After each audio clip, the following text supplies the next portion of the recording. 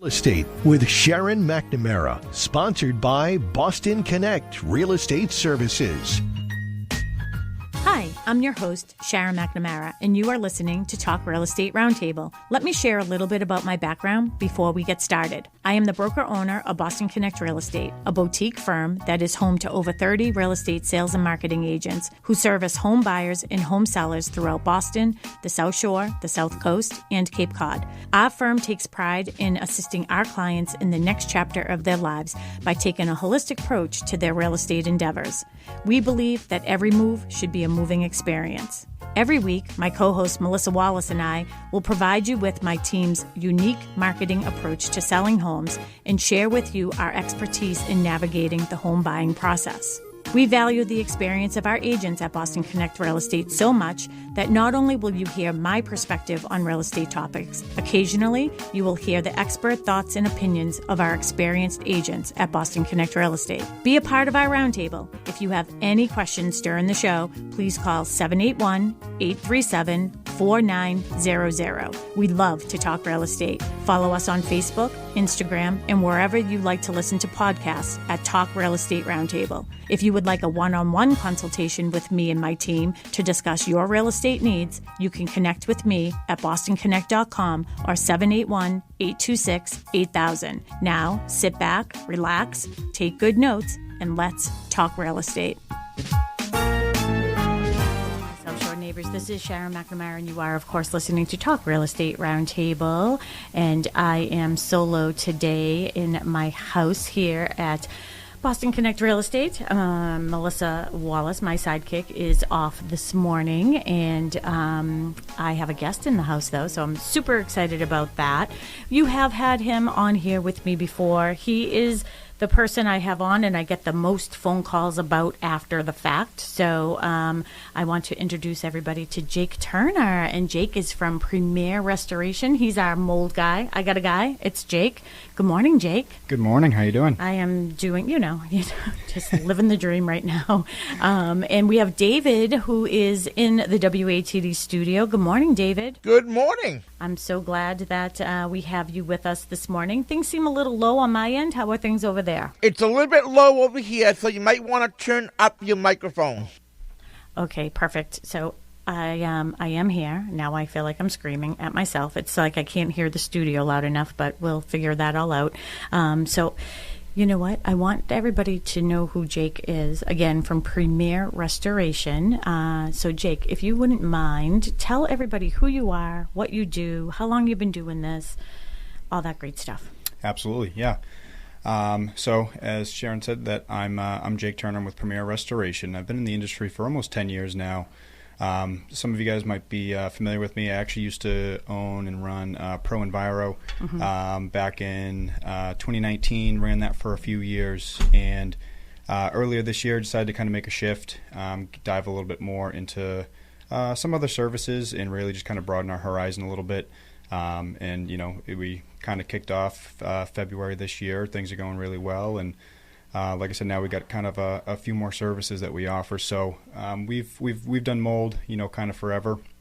A little bit of water damage as well too. But with this venture, I really wanted to push heavily on water damage, and not just water damage. Rip it all out, throw it away, but also the rebuild as well. So companies that do this line of restoration work, they'll come in, say if a water heater breaks or if there's a roof leak, they'll come in, they'll rip everything out, they'll dry everything out, and then they'll turn to the homeowner and say, there you go, you're all set, good luck, and that's kind of it. And we kind of noticed that there was a need for that rebuild side of things where, you do come in, we rip everything out, and instead of just leaving them hanging or kind of, out to dry, we could, now offer, hey, we can also put this all back together again and really kind of be an all-in-one shop for customers. That's awesome because, that is part of the problem too is, and I was saying when I checked in with Rob yesterday, Rob Hackala, yesterday morning to tell him that you were going to be on the show, I said to him is, one thing is finding the mold. Second thing is getting rid of the mold. But the most important step, I would think, would be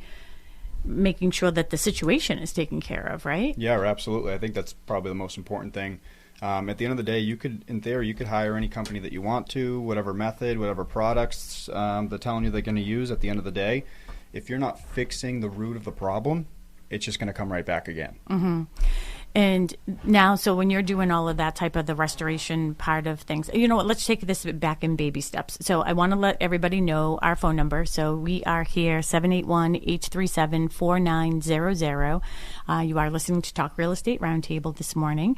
I have Jake Turner. I almost said Jake because I was reading your first name and last name at the same time. So I have Jake Turner with me from Premier Restoration, and we're talking all things mold. So if you have any questions for us, call us at 781-837-4900, 781-837-4900.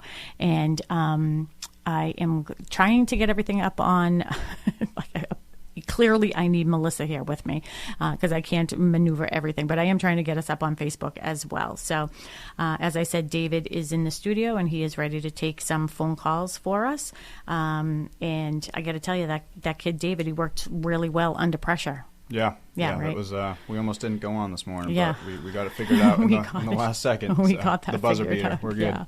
So why don't we start with just an explanation of what mold is and how it thrives in wet conditions. And I thought that this was important too because I'm curious, do you see more mold in the spring and summer, or can you still get it in fall and winter? Sure. I mean, mold in reality can grow year round if it's given the right resources to. And mold needs, a number of things. Obviously, it needs a source to grow on. It needs a food source itself, and it needs just the right conditions to grow.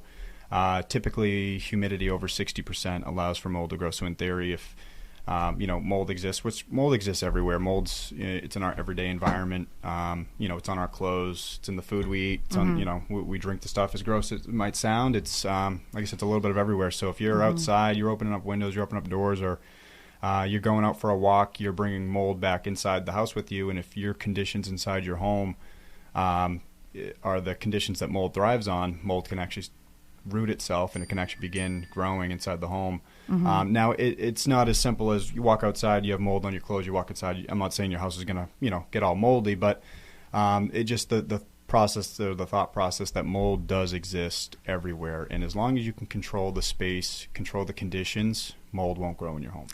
And that's the thing, too. So, like with mold, you're saying that it's everywhere. I actually feel like it's in my sinuses right now. Is that just because I'm so close to you?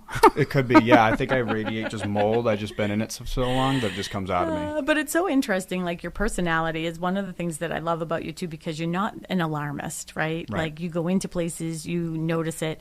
I mean, I sent you a text message the other day because my daughter sent me something, and I was like, well, it looks like it to me. Let me send it over to you, to Jake. And I love that calm, cool sort of personality that you have when you're dealing with this, because I think that mold is that word that freaks people out, right? They're like, oh my God, I have mold. Yeah, but definitely. In all reality, like you said, it's everywhere, right? So how it can get bad, right? Yep. But it can be mild, right? So explain some of the differences when something's really bad and maybe not so much. Sure, yeah. So like I said, mold is everywhere, and there's good molds. We need mold in our environments, breaks down certain things, and but there's definitely some more harmful mold types, or molds that can produce allergens and just make us uncomfortable. So, typically people hear black mold, and if they see black mold, they kind of jump to conclusions, or they jump online, they look it up, and really start to freak themselves out. But in reality, it might not always be as bad as it looks or as it seems. And again, that thought process of not all mold is bad. Not all mold is going to make you sick. But at the end of the day, everybody reacts differently at different levels and different mold types. So what might be good for you and me might not be good for somebody else. Yeah. And let me ask you this question, because I've said it on our past shows as well, too. And during the day, you were probably still in diapers, to be quite honest. And I was showing short sales and a lot of foreclosure properties at the time. And I remember this one time in particular, and it's almost like I can pinpoint, that's exactly when I feel like my sinus, like there are times Mary and I will be in places, and if she goes downstairs, she'd be like, Chad, don't come down here, because she knows, like, I just react. And I went into this foreclosed property. I was probably the first person in over a month to be in there. And I remember I went in first, and my client was a very, very big man, and his girlfriend was a very, very petite, small woman, and she was behind him. I opened the door, and it was just like, wham. It's like, so can it really hit you that fast that I felt Like, and it was weird because at that moment, like, I didn't feel sick at that very moment, but I definitely could smell it. But both he and I got very, very sick afterwards, like sinus infection type thing, and like really sick. But she didn't because she was behind him. Is that all in my head? No, I mean, that's very much possible.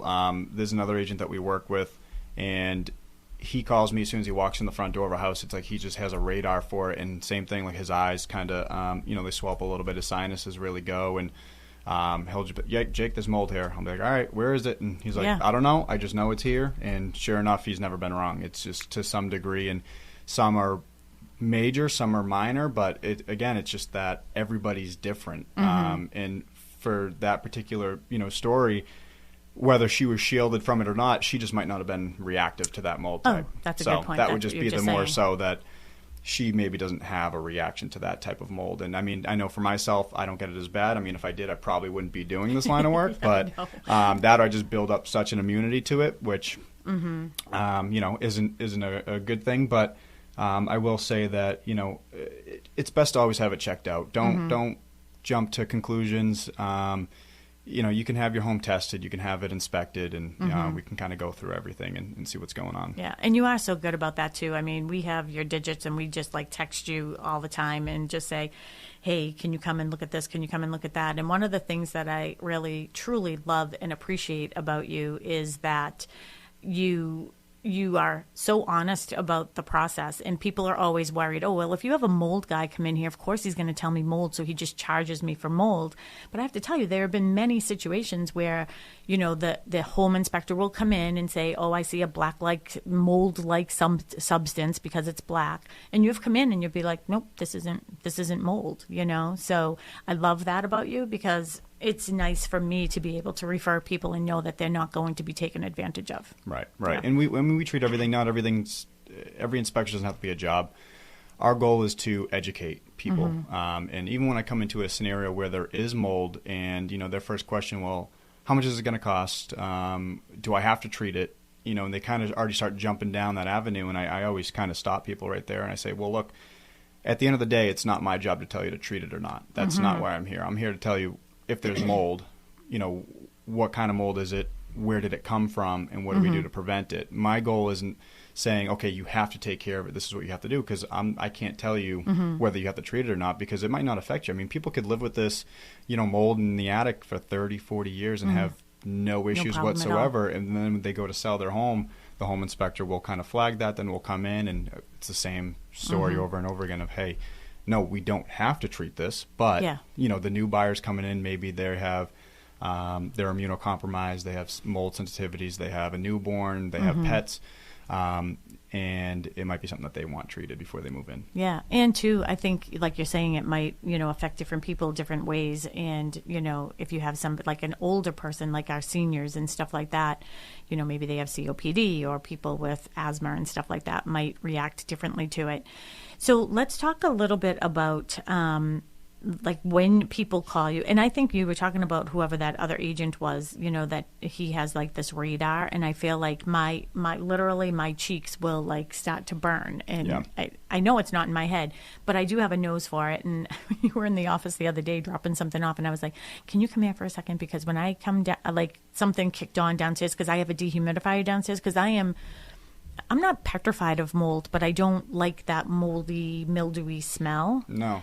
And maybe we can talk a little bit about that. What's the difference between mold and mildew? Sure.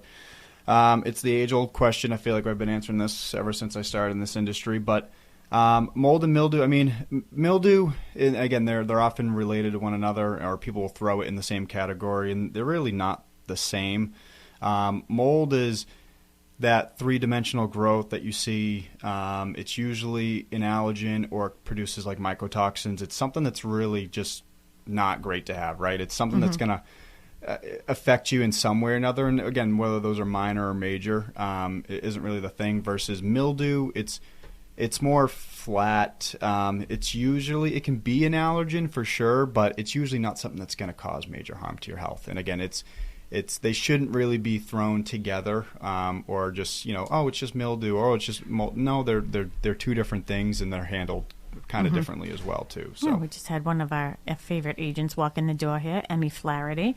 You were here with something to do with Emmy the other day. I was. Yeah. So Emmy, she's out there. Right. We had another microphone. She could come join us. If she could hear me, she could get me something to drink. So I'm so thirsty. I'm so thirsty. Hi, we'll call Emmy in. I'm not even lying. I'm saying this over the air. Emmy, can you get me something to drink, please? Yeah, because we went into a little, flurry at the beginning here. Okay, so with the smell, like when I go downstairs and I turned on, like my dehumidifier came on and I heard something. I smelled something. What is that like? Because you went down there, you're like, it was so funny because you're sort of, you're adorable in real life, by the way. But you were so cute too because like the way that you go in, it's like you're an investigator. Like you don't even need gadgets or anything with you. I'm sure you have them, but like you are just like, you're using your eyes, you're using your like senses. Like, I know you pulled out my, the filter, which is finally dry. I have to put that back in. You're like sniffing that. I'm sure that there are more mechanical ways to test for mold. Definitely more than just smelling, yeah. And like I said, I think over the years, I just also build up an immunity. So I often go into a property and they're like, you smell that? I'm like, no, I don't. And it's just, I think it's just I don't have that sensitivity anymore. I think I've kind of built that up over times. But yeah, I mean, we have, we have an array of testing devices that can tell us what may or may not be going on in somebody's air quality. But smell is one of those first telltales. You go into, especially like basements, because they're prone to high humidity and a lot of moisture, and typically we just say it's a musty basement. It's an old basement. That's why it smells. And I would say 99% of the time you smell that, there's probably mold down there to some degree. And again, it doesn't have to be anything major, but even the smallest amount can give off that musty odor. So if your basement smells musty, there's a good chance you got mold down there. And that's the thing, too, is, it's like during different times, it drives me crazy. And I know I drive my husband, Mark, crazy, too, because I'll be like, it smells in the basement. It smells in the basement. And, like, my basement at my house is, like, so dry. I think it might be too dry. Like, you walk down the stairs and get a bloody nose. Yeah, right. So, but, I did walk downstairs the other day and I was like, hey, can you come and look? And I know that you did find, some spots in like a non-finished area, like where the storage is, that you had found some, areas. I'm sure that it's been there since the beginning of time. My building is 1925. Right. So I know at some point we'll get that taken care of when you have time in your schedule to do that. So tell me about, one of my concerns is, when you can see mold, that's great. But what do you do for like a situation, like can you see that? Are you Superman? Can you see through walls? Yes. You yes, can. I can. Okay. No, for those, I think I know where you're getting at. So Yeah. the areas where, and we get this asked a lot too, how do I know if there's mold behind my walls? How do I know if there's mold here and I can't see it? One of the best things, not all mold's visible, and usually when mold is visible, that just means that you have a lot of spores clustered together and it's really have the time to grow itself. We could do to determine if there's something going on in the air quality. We can do air quality testing. That'll kind of tell us that, which is also used in remediation. So after remediation's done, we usually do air quality testing after all of our projects, because anybody can come in, make it look good. It's another thing to actually make sure you treated the air quality and you left the space habitable and clean for the homeowners or whoever's going to be in the space. So we can do air quality testing. That'll kind of tell us what's going on in their air and say, is there a problem? Is there not a problem? And really just beyond that, if mold is, say, behind a wall, right? If that wall is sealed, there's a good chance that mold isn't breaking through anyway, so it's really not going to affect you. It's really an issue when it kind of breaks through and roots through the surface. Because you could say that about any house, even new construction homes. You could say, well, what if there's mold behind there? Well, what if there was? What are you going to do? You're going to have to open up every wall cavity, and you're just going to be chasing this. And again, it doesn't matter whether your home's from the 1800s or it was built this year. You can still have a mold issue. We have to be real about it too. We really have to say, if this is behind a sealed space and it's relatively clean and the conditions in the home are clean, there's a good chance that there's mold. There's probably not mold behind there, but even if it was, again, it's not going to play a role in your air quality. It's not going to get in there. Okay. I did have more questions about that, and I see other things too. Do you want to talk about the health risk? Because maybe this will sort of go in conjunction. Because I do remember one time earlier in my career, and I was working at another firm, and obviously, because I didn't have my own then, and I remember that one of the women, her mother, was getting really sick. It was all like lung-related type stuff, and what they realized was actually she ended up passing away. I'm not going to say it was from this situation, but she ended up passing away, and she was really, really sick. And in her bathroom, the bedroom was on the other side of it, and the wall to the bed was on the same side as where the shower was. And they noticed that there was a leak. And this is one of the things, Melissa and I have been talking about this a lot too, is especially with our senior citizens, which just is really like my love right now, because they're, just the cost of living, they're on fixed incomes, they don't have the money to fix and repair things. And I wonder if this was the situation too, or the dad thought that he was doing the right thing, but there was a leak in the shower, and probably no fan in there. So every time, he would see the mold and stuff up on the ceiling, he would just like paint it. But he was, like we were saying, you're not getting rid of the issue. Right.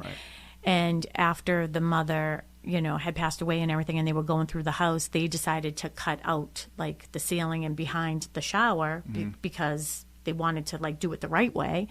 And it was just the whole inside of that wall was just all black mold. Yeah. So that's what I mean when you can't see in there. But I mean, you're saying maybe it didn't penetrate through, but I don't know, like when you have it in there that much. In that scenario, I say it probably would, especially in a high moisture area such as a bathroom, and you don't have a bathroom exhaust fan, or you're not even if you do and you're not running it the correct way. I mean, you're constantly putting moisture in that space, especially if they did paint over it. So that means the mold did already, it had rooted into the drywall or into the building material. So at that point, it already is a problem. And I'm not saying if you have mold on your bathroom ceiling, you have to replace the drywall. You don't. Yeah.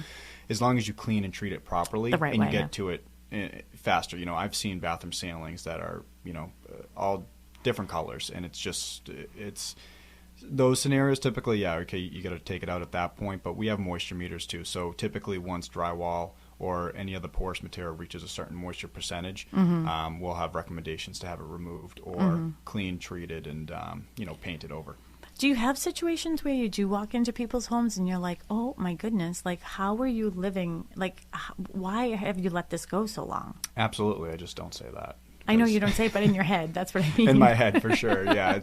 It could be a weekly thing for us. Really? Unfortunately. Yeah. It's just whether they just don't know, or in that theory that it doesn't affect them, and they don't think it's a big issue for them, or they don't think it affects them, right? And a lot of times too, they're like, and I'll say, hey, well, maybe you should get this treated, and and they'll ask me why, and I'll say, well, it can cause X, Y, and Z for symptoms, and then it's like a light bulb goes off. They're like, well, you're right. I have been kind of feeling sick lately, or my daughter or my son's been feeling sick, and a lot of those times they can often be related to one another. Yeah.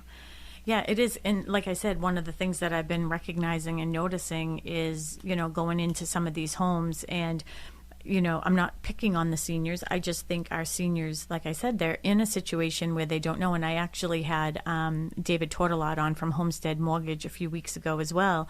And, using the reverse mortgage, process in order to take care of your home, because I do feel as if you get to a certain point, it's like, you have to pay your taxes in order to stay there. You need to buy food in order to survive. And I feel as if that demographic and generation just doesn't want to be a burden on their children, so they don't say things when they see things, and they just sort of, let it go to the side. So you had mentioned health risks. So what are some of the concerns and health concerns that people can get and will affect them? Sure. So I'd say start kind of with on the minor side of things. It can be anything you can associate allergies with. So itchy, watery eyes, sore throat, headaches, congestion, can often be signs of mold exposure in your home, especially if you notice it when you're home and you then leave the house, you're at the supermarket, or you're out running errands, you're in your car, and things seem to get better, and then you come back home and those symptoms flare up again. This is a sign that typically something's going on in your home. And it might not just be mold. It could be other air pollutants, which we can get more into later. But in the realm of mold, I mean, that is what mold is for the most part. It's an allergen, so it's going to cause these symptoms. And then it can get kind of more major from there. I mean, it can cause more long-term issues, especially, with respiratory, and people can develop, just long-lasting just discomfort, for time to come, and it's really unfortunate. And these are the ones typically where you have to have a lot of exposure. Usually the mold type has to be pretty severe too for that. So, your typical mold in the attic, mold in the basement, probably isn't going to do that to you. But I mean, if you're constantly exposing yourselves, to these mold types, you don't have the proper care around you or the proper protection, I mean, this is stuff that can affect you really long term too. Yeah. So, David, are you still with us? David? I was going to take a break at 8:30, but I don't know if David is still there. So of course David I'm is still at here. WATD, and he is waiting for phone calls. So if anybody has any phone calls, 781-837-4900. Again, I have Jake Turner on with me from Premier Restoration. Previously, he was, you would know him as the previous owner, and I don't even remember the name of the old place. How's that? Could, yeah. So that was it was Pro Enviro. Pro Enviro, yeah. So we ran that for a few years, and then, like I said, kind of wanted to transition, do some, get more into expanding our services, and the previous business, just that's not really where the style. Yeah, it wasn't the setup of that one. Wasn't the same direction, no. Then, so we, decided, hey, this is really what we want to do, and we see a big need for this, and we want to help, and just notice that there's not a lot of other people that are in the same space that we are that offers kind of that all-in-one. That's awesome. All right. Again, it's Jake Turner from Premier Restoration. So you're going to hear me saying that several times throughout the day. Why don't you give, in case anybody is going to be tuning off at any point soon, tell us the best phone number for people to get in touch with you. Sure. So, I mean, the easiest number to kind of remember anyways, so our office line is 844-99-PREMIER, 844-99-PREMIER. Yep. Or you can even get my direct cell phone too, and that's 339-235-4278. And I'm easy going, so I mean, you could even send me a text, a couple photos. Sharon, you do that. If you find something, time. Do I drive you crazy? No, you're fine. I like it, and something because it puts a visual to it too. And I mean, honestly, like we're busy, so I can't always answer the calls. But if you send me a text and you follow up, yeah, you're so good about it. You can send something over to me, and most of the time I can kind of see what's going on. I still usually have to come out to the property. I can't just say based on pictures, specifically what's going on, but it's a good start. At least I have an idea of, okay, this is the area that we're checking out. This is kind of the extent of it. Let's set up an appointment and come check it out. And that's what I had done too. And I sort of felt bad too, because you had helped us out before previously with my daughter who lives in the South End, and you went out to her apartment, and boy, does she have some water issues and things that over there. And, I sent you that text, and we were really hoping that they were going to hire you to do that. I mean, that's where my hands were tied, because we're not the landlords over there, but you were so good about, checking in and, helping my daughter in that situation. So I really do appreciate that you did that for us. And now she just has something under the sink. But that's the thing is, like, a small little leak today can end up being a huge thing down the line, right? Yeah, for sure. Especially in that scenario, that's the typical under the sink, something's loose, something's leaking under there. And usually our sinks, they're all packed with cleaning products and supplies, so you don't even notice it until one day you go to grab something out of there and the floor of the sink is collapsing, or a strong musty smell hits you, or something goes on, you pull everything out and you realize that you get some mold going on under there. It's funny because when I did my call in yesterday to promo our show today, I was talking to Rob Hackler, and that's exactly what he had said. He's like, one day you just open up underneath your kitchen cabinet and you're like, that seems a little damp or soft or wet or whatever.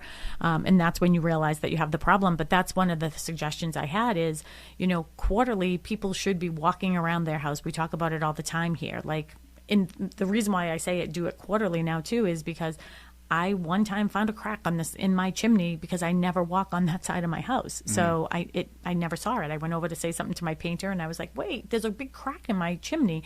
So I think when people are looking around, I mean, you know your house the best, but you should be taking things out and looking.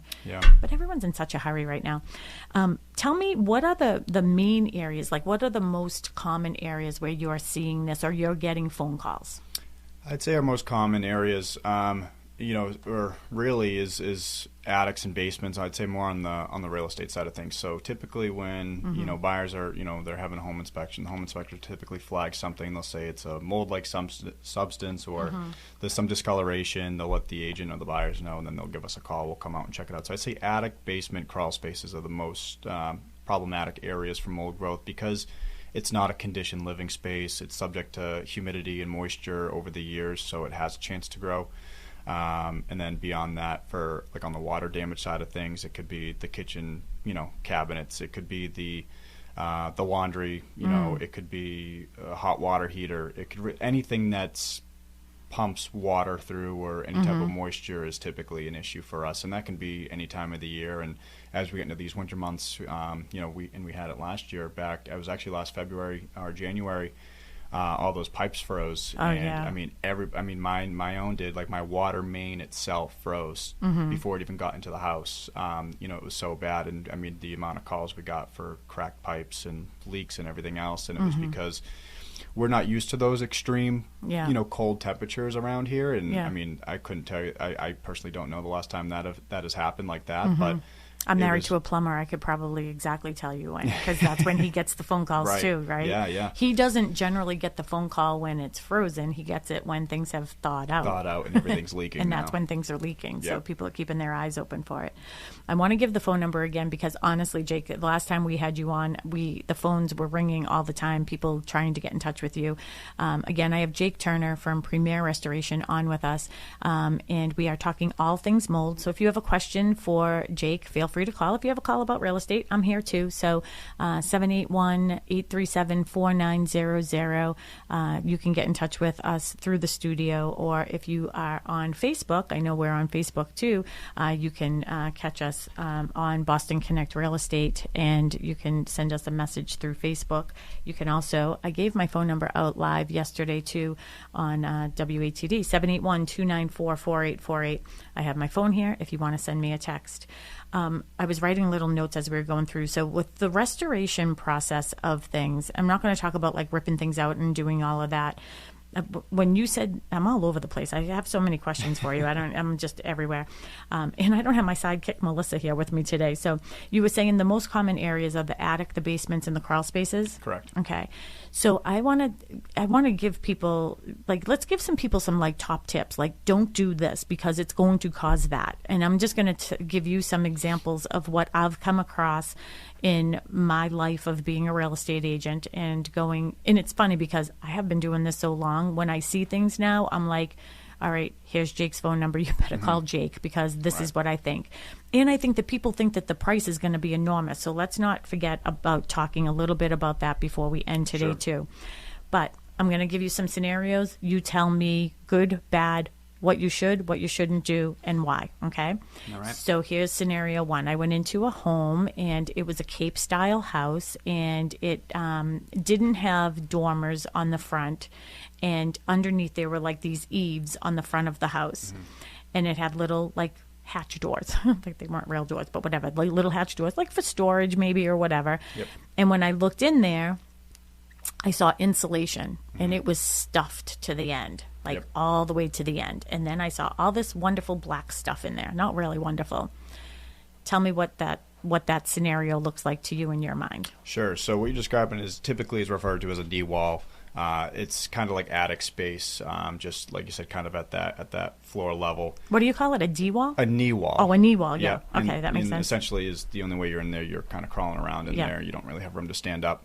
But I think the insulation you're referring to, the insulation was on the roof side.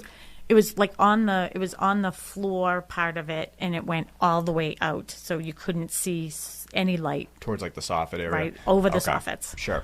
so now you know where I'm going. Now I know where you're at. All right. So there's the two typically things that we see in the knee walls. Usually the insulation's actually on the roof side, which It can be, as long as it's ventilated underneath that. But that's usually an issue on those knee walls. There's always insulation on the roof side of that. Anytime we pull down that insulation, there's always mold behind there. But then, what you're describing too is that insulation runs, through the floor, but it's maybe blocking any of the soffit venting or like a vented drip edge underneath the roof line, where that's your intake for your airflow to come in. So that insulation is essentially blocking any of that airflow.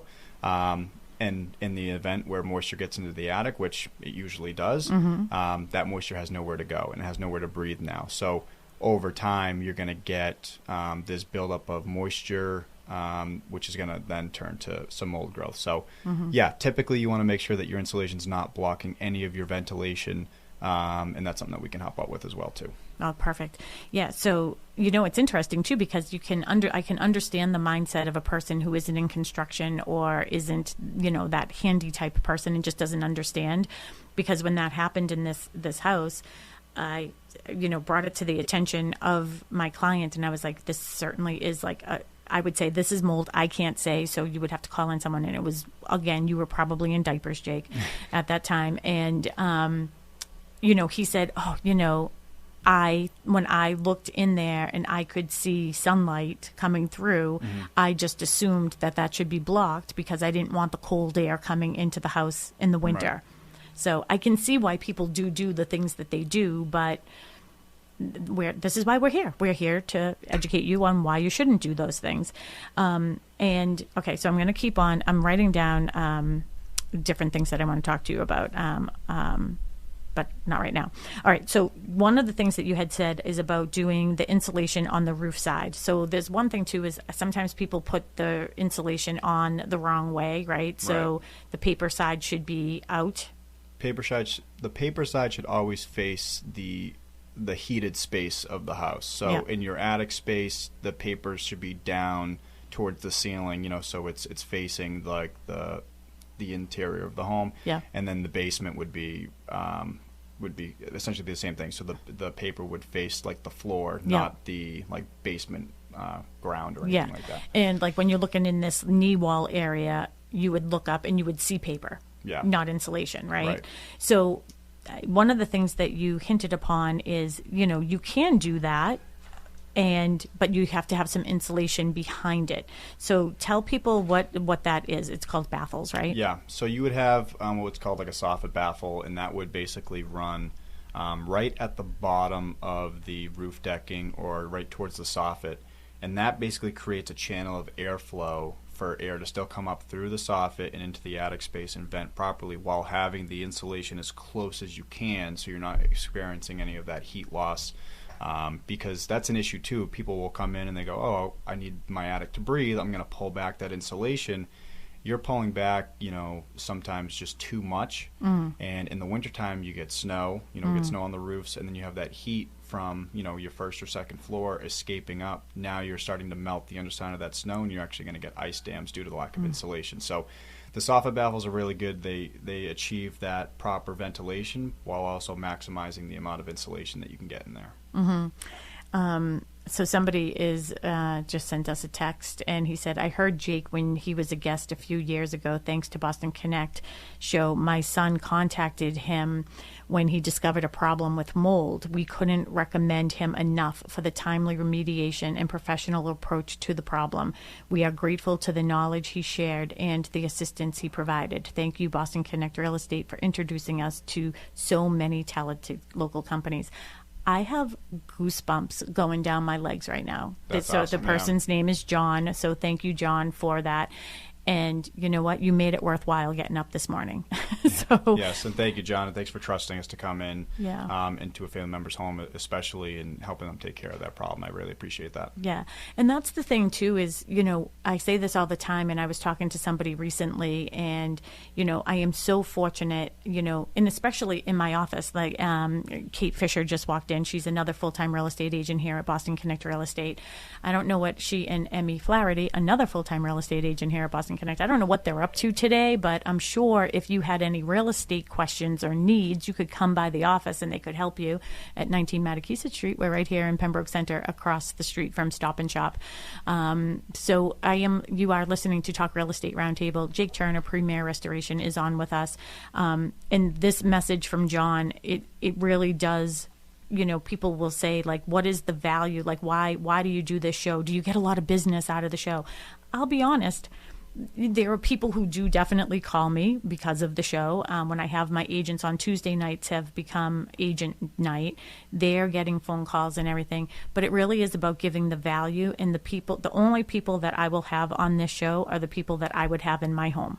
Mm-hmm. So that's you, obviously. And here's the truth. Jake bought two houses with somebody else, one of the best agents on the South Shore. I love her. So Cody Rowland, a big shout out to her. She is wonderful. I love her. She is, I wouldn't say like a good friend, like we hang out, but like in this industry, I would consider her a friend, and she is wonderful. So that isn't what it's all about for us. It's really about educating and bringing value. And John, you just literally made my day. So John, if you wouldn't mind going on to Google reviews and giving Boston Connect a 5-star review. We're trying to get our reviews up. I have homework because I hired a Google specialist to help me with the profile. He's like, you need to get reviews. Like, you have so many great stories. So, John, go on to Boston Connect Real Estate and give us a 5-star, and I would love that. So we're talking about, all right, so we talked about the bathrooms. I'm going to give you a scenario number 2 that I've come across. I went into somebody's home. I was doing an analysis. I'm walking through, and I got to like this section that was sort of like an in-law-ish type thing, and I saw the bathroom, and I saw the mold-like substance. I actually gave the guy your phone number, so you might have gone there. He ended up listing it with somebody else, but I saw it, and I was like, And then I saw mold on the door, and then mold on the ceiling, and then like in different areas I could see where they were almost like trying to wipe it up as well too. I mean, that's the thing. You can't hide it. Like, if you don't know what you're doing the right way, like, don't try to hide it. And I said to him, I have a feeling that you're going to have mold. And then I looked up and I was like, can I see up into your attic? So he had to pull down, went up there. And I noticed the fan from the bathroom. Well, when I went downstairs and I was like, are you having a problem with your fan? And he said, yeah, it's not working right. And then when I went upstairs, I also noticed that it wasn't going to where it's supposed to go. So what do you think about this situation and why that happened? Sure. So improperly ducted bathroom exhaust fans are probably one of the most notorious for mold growth, whether it's in the bathroom or the attic itself.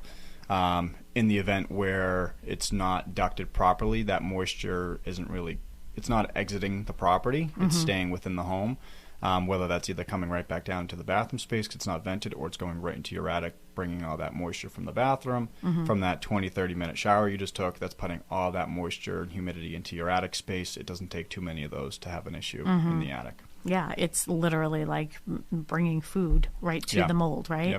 Yep. So catered right to your there you go, right there to your door. So when it does come to these vents, I mean, this is something that people can easily check out themselves, right? They can go up into their attic and they can just see where these are being vented out to. I do know, well, maybe I'll just ask you, is it okay to put those into the soffit vent so it goes out that way? So it's pretty common to see them come out of the soffit vents. I will say that I don't like to see them coming out of that space if you have soffit venting. So if your home vents through the soffit, so your soffit is basically your intake for air to come in. It'll then, come into the soffit space, and usually would then exit out of like a ridge vent, which would be on top of your roof.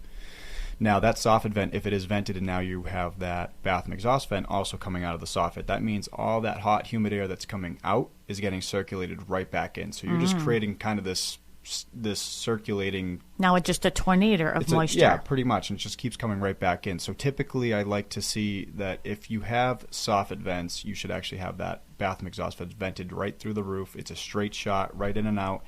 And I know typically people are prone. They said they don't want to put holes in the roof. They don't want to do this and that. As long as it's installed properly, it's flashed properly, it's siliconed, you're not going to have moisture coming back in, and that is just the best case scenario to have that, that vent. So the I know it's not a pipe, but it's like the tube, what is that called? There's like the venting, like the what is it? The tube thing where the fan comes out of. I feel like right now we're on like a talk show, not a talk show. We're on like one of those, like the pyramid game. Yeah, right. I'm trying to explain to you what I mean. But it's like the long. It's like not styrofoamy, but whatever it is. And what you're telling me, we should get out of the roof. Vent out to the roof, right? So it's a vent. A vent, okay. It's just a vent, yeah. But the whole pipe thing, like, Right. does mold get into that? It's not a pipe; it's like more squishy.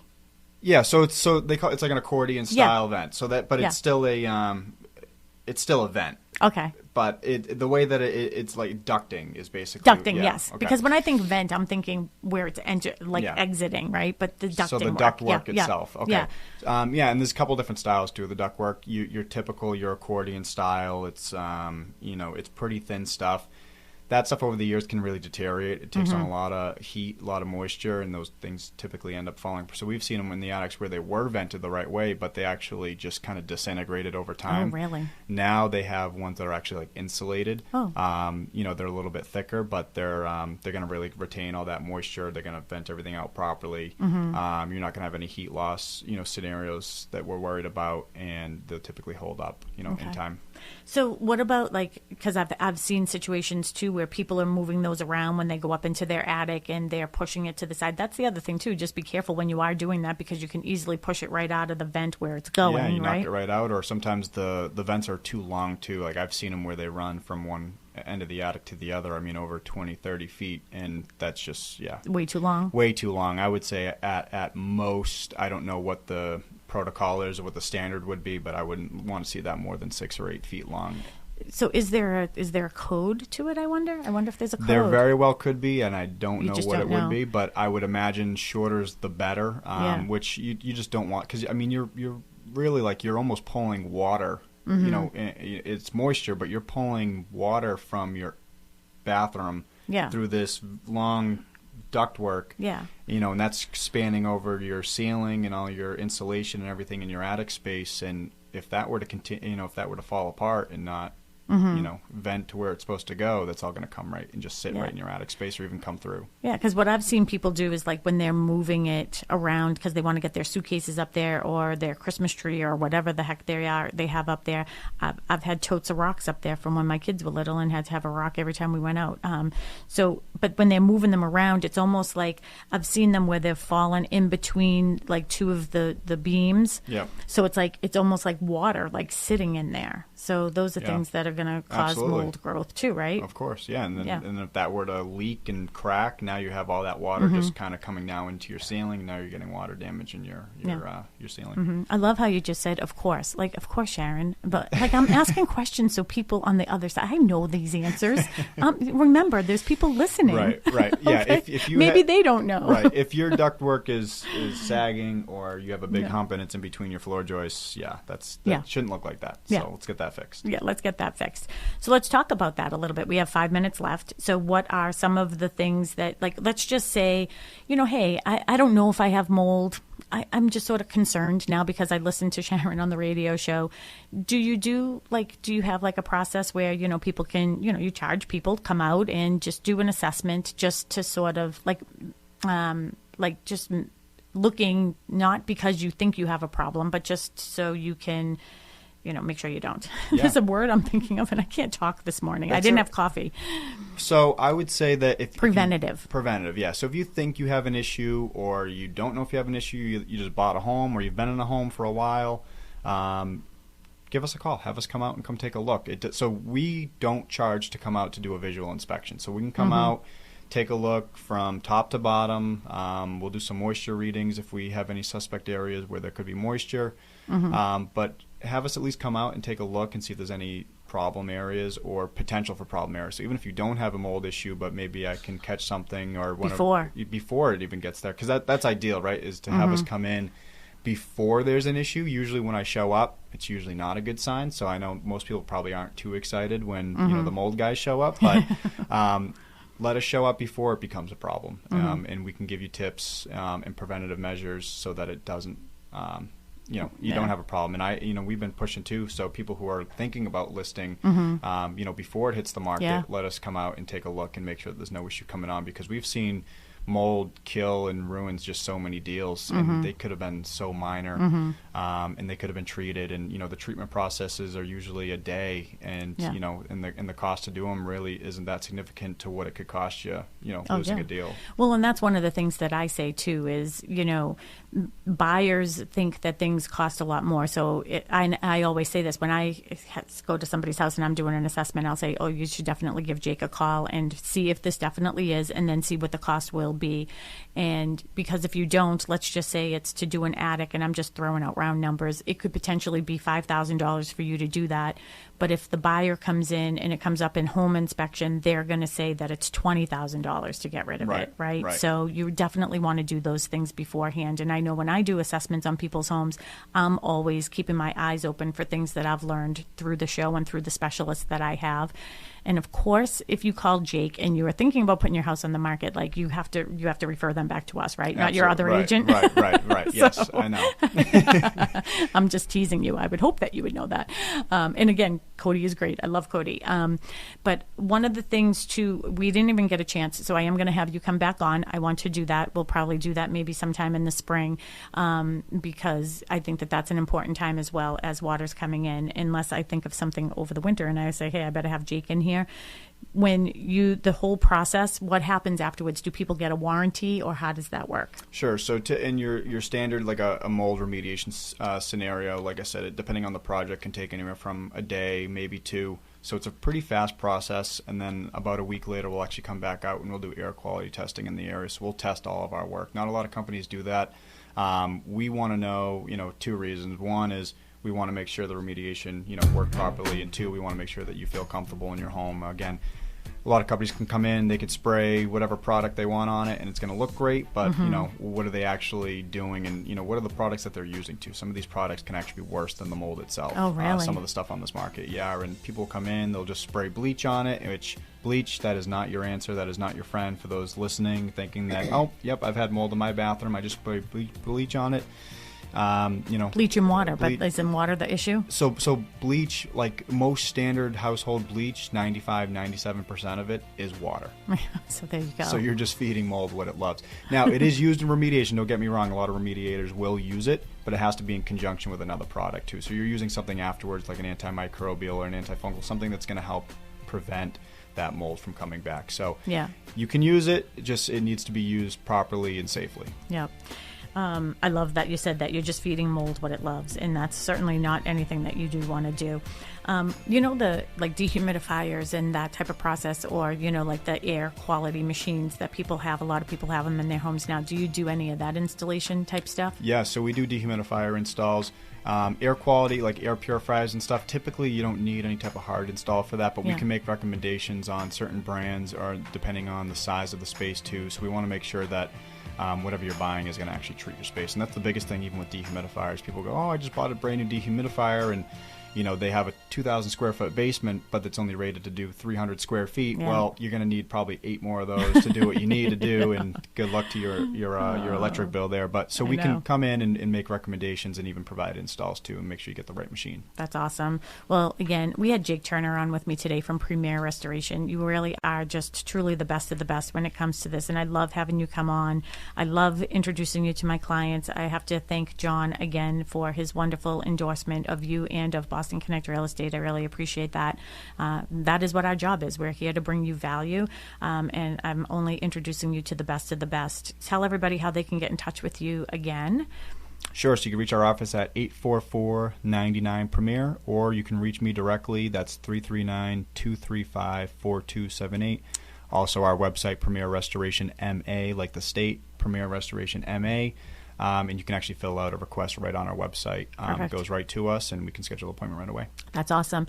And if you want to listen to any of our past shows, you can certainly find our past shows on our podcast, which is Talk Real Estate Roundtable. You can also go to bostonconnect.com. That's an easy way to get to all of our resources that we have with our radio show. And if you want to reach out, 781-826-8000, you can get in touch with us. And David, are you still there? I'm feeling like I'm not sure if our show is ending or not. Yes, I'm still here. I'm sorry. Oh, that's okay, David. I was listening to you. Oh, good. It's very interesting topic. Well, I love your show. Keep up the great work.